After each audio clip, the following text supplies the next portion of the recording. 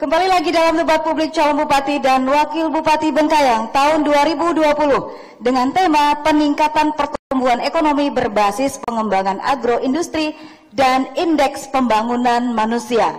Dalam sesi ini masing-masing pasangan calon diberikan waktu untuk bertanya dalam waktu 1 menit dan akan dijawab dalam waktu 1 menit 30 detik, kemudian akan ditanggapi dalam waktu 1 menit serta menanggapi dalam waktu 1 menit. Bersiap. Kepada pasangan calon nomor urut 4 dipersilahkan untuk bertanya kepada pasangan calon nomor urut 1. Waktu Anda 1 menit dari dimulai Anda berbicara. Baik, terima kasih. Untuk menata pemerintahan daerah sebagaimana amanah peraturan perundangan otonomi daerah 32/2004 Dikju 23/2014 bahwa untuk mendapatkan sebuah pemerintahan yang baik dan bersih tentu perlu dilakukan langkah-langkah.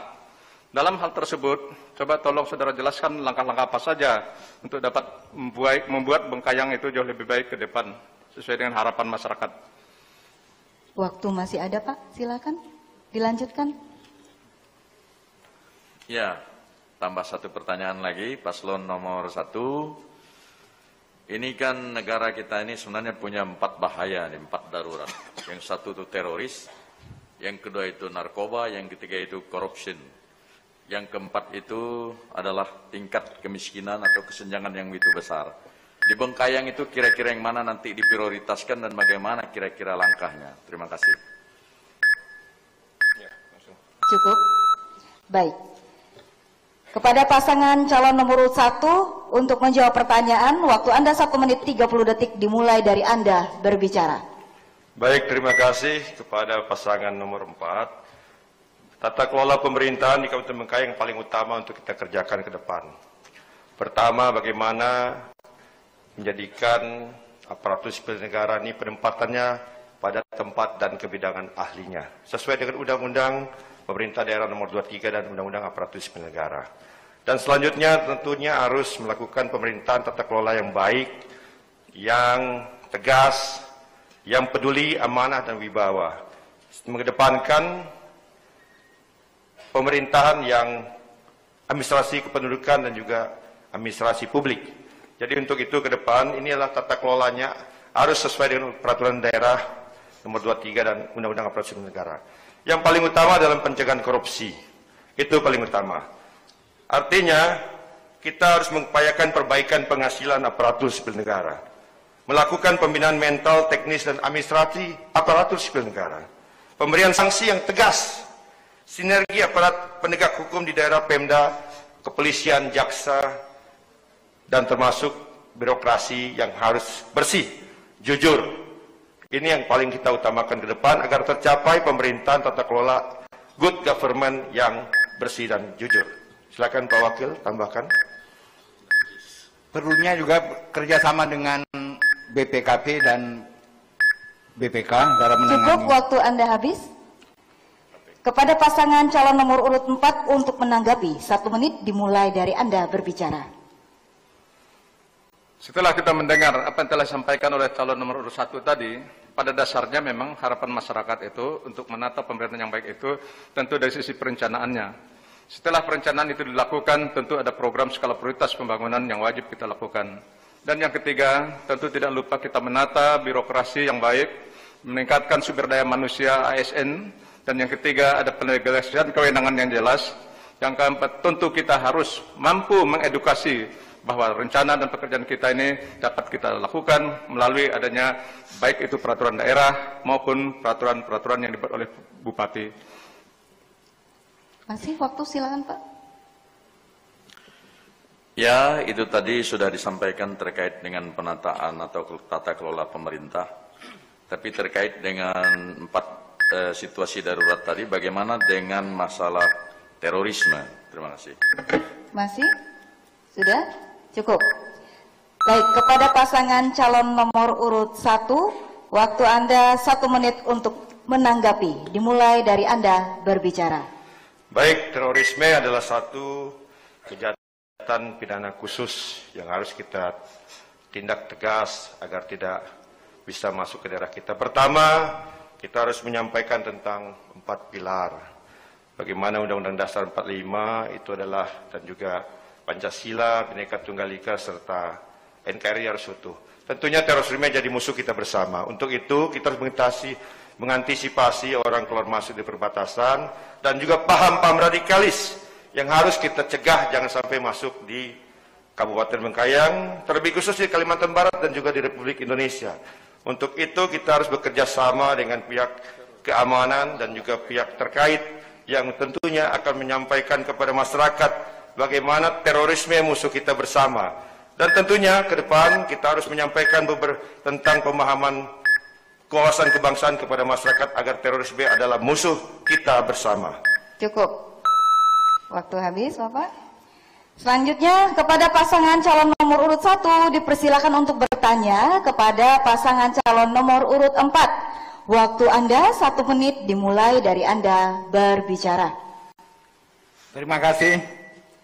Kita ketahui bahwa Kabupaten Bengkayang kondisi struktur tanahnya yang begitu subur mengakibatkan terjadinya hasil-hasil yang cukup banyak.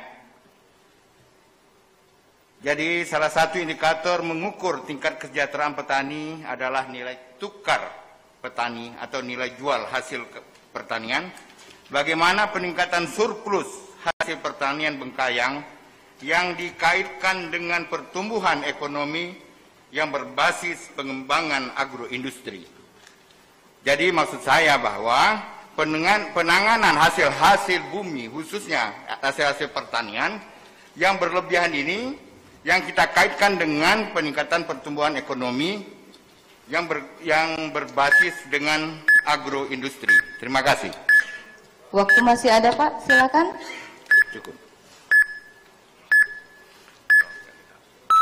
Baik, cukup.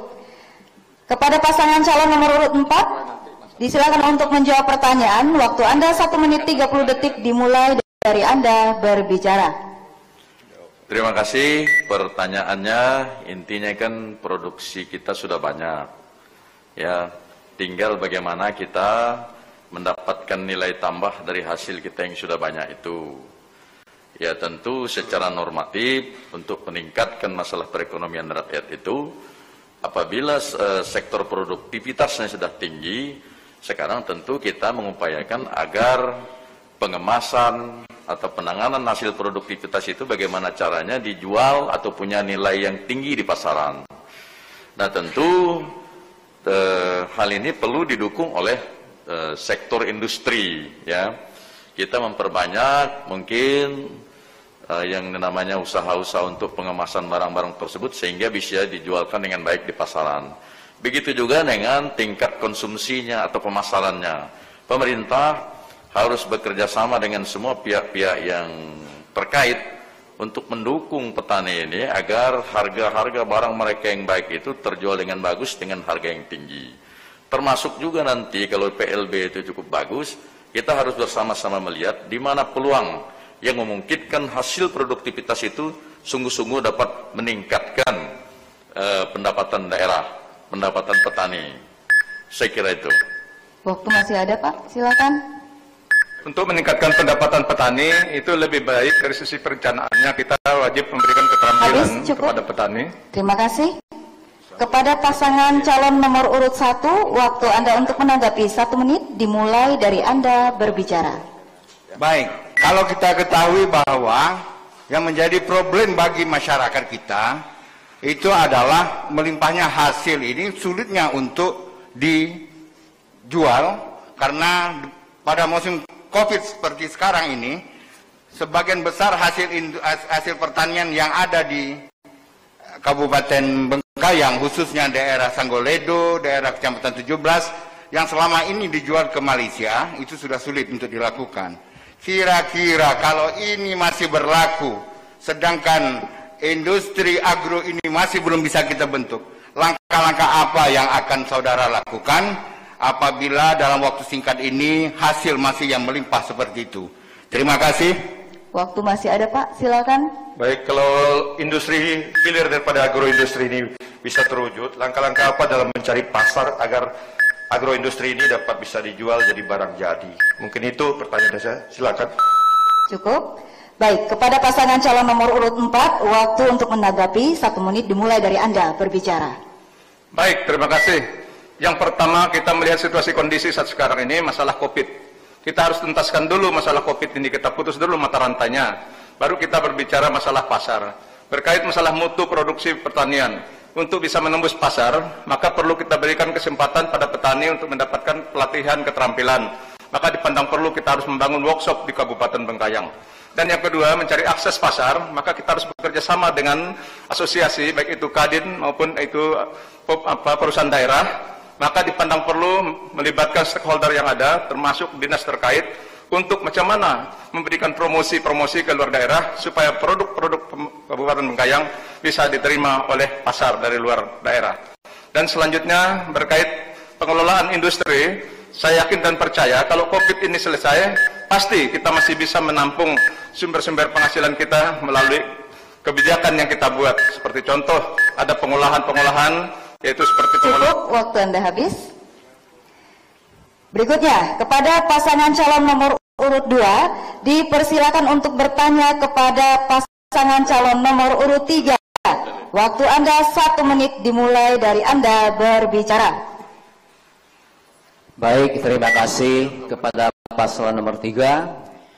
Kita tahu kondisi Kabupaten Bengkayang, situasi kondisi sekarang ini, apa yang terjadi? Masalah hukum, masalah tata kelola pemerintahan, yang saat ini carut marut dan berantakan. Bupati kita tidak ada, wakil bupati kita pun sudah tiada. Sekarang tinggal PJ. Ketika Bapak terpilih menjadi bupati, bagaimana Bapak menata atau tata kelola pemerintahan yang baik dan bersih? Terima kasih. Waktu masih ada, Pak, silakan ditambahkan. Baik, karena kita tahu bersama bahwa di Bengkayang serba darurat sekarang ini, dan kita sadari di mana penegakan hukum mungkin perlu dipertajam. Bagaimana itu bisa dilakukan sehingga tidak lagi ada yang terjerat hukum bagi pegawai-pegawai atau pelaksana pembangunan. Terima kasih. Kepada pasangan calon nomor urut 3 untuk menjawab pertanyaan, waktu Anda 1 menit 30 detik dimulai dari Anda berbicara. Baik, terima kasih moderator.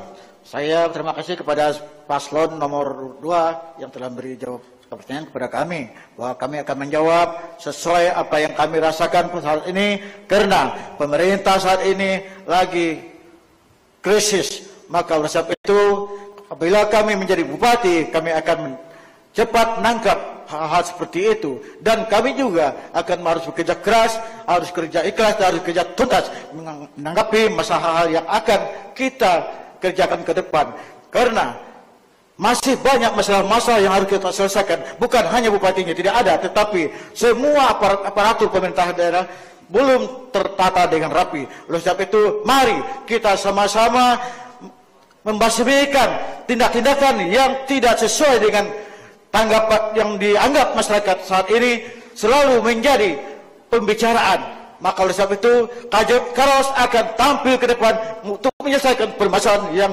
tidak sesuai apa yang dikirakan oleh masyarakat. Oleh sebab itu, Karos akan bekerja keras untuk menanggapi dan akan membuat persoalan itu akan selesai untuk akan datang. Terima kasih. Waktu masih ada, silakan Pak. Yang utama adalah kita harus melakukan reformasi birokrasi agar manajemen sistem pemerintahannya berjalan yang benar. Cukup, terima kasih. Kepada pasangan calon nomor urut 2, waktu Anda untuk menanggapi 1 menit dimulai dari Anda berbicara. Baik, terima kasih. Saya pikir permasalahan pemerintahan kita di Kabupaten Bengkayang, tentunya kita harus ada tata kelola pemerintahan yang bersih agar dapat melayani masyarakat kita dengan prima dan tanpa korupsi. Untuk itu, saya pikir kita harus merekrut kepala dinas sesuai dengan backgroundnya, sesuai dengan basicnya, dan sesuai dengan pendidikannya, agar dapat melayani masyarakat kita dengan baik dan tanpa korupsi. Akan tetapi, kita sekarang ini, situasi kondisi Bengkayang, tentunya harus kita perhatikan bagaimana cara untuk merekrut kepala dinas. Kenapa harus kita lakukan seperti itu? Karena pemilihan bupati dan wakil bupati, rakyat sudah menggantungkan harapan dan masa depannya kepada bupati itu. Terima kasih. Waktu masih ada Pak, silakan. Silakan Pak. Cukup? Baik, cukup. Terima kasih. Kita kepada pasangan calon nomor urut 3. Waktu Anda untuk menanggapi 1 menit dimulai dari Anda berbicara. Reformasi birokrasi sebenarnya Pak yang utama agar manajemen sistem pemerintahan itu dijalankan yang benar. Memang benar, setiap dinas itu harus melekat dengan disiplin ilmu yang ada agar kegiatan yang ada di setiap dinas itu berjalan yang benar, dan wajib melaksanakan tupoksi-tupoksi yang sudah dibebankan ke bidang-bidang yang terkait dengan petugasnya. Itulah yang kita kontrol tentang kinerja dari masing-masing dinas yang bidang dan dinas yang telah kita percayakan. Waktu masih ada Pak, silakan. Cukup? Baik, cukup. Selanjutnya, kepada pasangan calon nomor urut 3, dipersilakan untuk bertanya kepada pasangan calon nomor urut 2. Waktu Anda 1 menit dimulai dari Anda berbicara. Kepada calon nomor 2, saya ingin bertanya, pandemi COVID-19 tidak bisa diprediksikan kapan akan berakhir. Sementara vaksin untuk COVID-19 hingga kini masih dalam tahap percobaan. Pemeriksaan rapid test atau swab di Bengkayang terbilang minim. Kalaupun ada pemeriksaan, sampel terduga COVID-19 harus diperiksa di Pontianak dan hasil akhirnya baru diketahui beberapa minggu kemudian. Pertanyaan kami, bila saudara menjadi bupati dan wakil bupati, apa langkah saudara mengatasi lambannya pemeriksaan sampel tersebut? Baik, waktu masih ada, bisa ditambahkan? Silakan Pak, masih ada waktu? Cukup? Baik, cukup. Kepada pasangan calon nomor urut 2 untuk menjawab pertanyaan. Waktu Anda 1 menit 30 detik dimulai dari Anda berbicara. Baik, terima kasih kepada paslon nomor 3. Pertanyaannya tentang COVID-19. Awalnya munculnya dari Cina dan di provinsi Wuhan. Akhir Desember tahun 2019. Kita tahu untuk mengobati COVID-19 itu sangat jauh harapan kita. Vaksin-vaksin yang telah diproduksi pun tidak mempan. Akhirnya WHO menyatakan kita perlu jaga jarak, pakai masker, cuci tangan, dan jaga kebersihan. Setiap rumah harus bersih-bersih. Kemudian masalah untuk tes atau masalah sampel itu tentunya kita harus melakukan terobosan-terobosan ke depan. Bagaimana kita adakan laboratorium riset untuk mengetes tentang virus COVID-19 itu. Terima kasih. Waktu masih ada, silakan ditambahkan Pak. Jadi memang langkah-langkah yang harus kita ambil memang harus sesuai dengan kondisi yang ada di daerah kita atau di Indonesia ini. Terutama apa yang telah disampaikan tadi bahwa kita akan mengadakan atau menyiapkan alat-alat untuk rapid test untuk kepentingan atau untuk memenuhi apa yang diperlukan oleh pasien atau masyarakat yang ada di Kabupaten Bengkayang. Masih ada waktu? Baik, cukup. Berikutnya kepada pasangan calon nomor urut 3, waktu untuk menanggapi 1 menit dimulai dari Anda berbicara. Sebenarnya menurut kami simpel saja Pak. Bagaimana kita optimalkan rumah sakit yang ada agar laboratorium itu dapat melakukan pemeriksaan swab. Karena ini menjadi permasalahan kita yang ada di Bengkayang. Keterlambatan pemeriksaan swab kita harus kirim ke Pontianak, akibatnya bisa berminggu-minggu baru dapatkan hasil. Saya saja terkejut. Kemarin saya baca di koran 41 kasus. Hari ini sudah berkembang menjadi 125 kasus. Ini yang menjadi permasalahan yang ada di Kabupaten Bengkayang, dan secepatnya kita harus optimalkan laboratorium yang ada di rumah sakit. Masih ada waktu Pak, silakan. Baik, silakan, cukup. Kepada pasangan calon nomor urut 2, waktu untuk menanggapi 1 menit dimulai dari Anda berbicara. Baik. Nanti kalau kita memang dikasih kepercayaan atau kesempatan untuk menjabat sebagai bupati, maka kita akan meningkatkan pelayanan kesehatan, terutama di Kabupaten Bengkayang sendiri, yang mana mencakup 17 kecamatan, peningkatan pelayanan di puskesmas, itu juga kita tingkatkan, dan nanti kita siapkan alat untuk rapid test itu, kalau memang itu harus kita lakukan dengan segera, ya kita segerakan, karena memang itu sangat mendesak untuk kita lakukan atau untuk kita adakan di tempat kita atau di Kabupaten Bengkayang. Oleh karena itu nanti kalau memang kita yang dipercaya masyarakat, kita akan lakukan apa yang terbaik untuk masyarakat. Saya pikir itu. Waktu masih ada Pak, bisa ditambahkan? Dan untuk mempercepat pelayanan dan penyelamatan, tentunya ada setiap desa harus diadakan ambulan desa. Saya kira itu. Masih ada waktu? Silakan ditambahkan. Baik, cukup. Boleh berikan tepuk tangan untuk para pasangan calon Bupati dan Wakil Bupati Bengkayang. Hadirin dan pemirsa, kita akan kembali sesaat lagi tetap di debat publik calon Bupati dan Wakil Bupati Bengkayang tahun 2020.